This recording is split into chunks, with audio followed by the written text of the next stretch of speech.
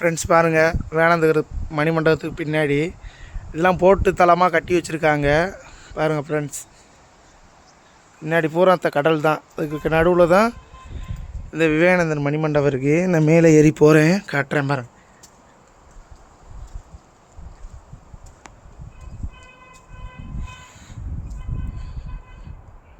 இதோட முடிஞ்சிருச்சு ஃப்ரெண்ட்ஸ். அதில் பூரா நேவி கோஸ்ட் கார்டெலாம் இருப்பாங்க. அது தீவு தான், அதுவும் ஒரு தீவு தான்.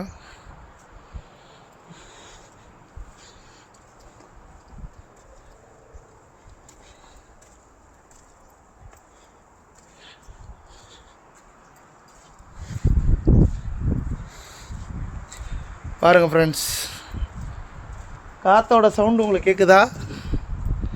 காற்றோட சவுண்டு தான் இவ்வளோ ஒரு அழகான அமைதியான இடம். பாருங்கள் ஃப்ரெண்ட்ஸ், எனக்கு மனசு எவ்வளோ ஒரு சாந்தமாக இருக்குது, மன நிறைவாகவும் இருக்குது இந்த இடத்துக்கு வந்ததுனால.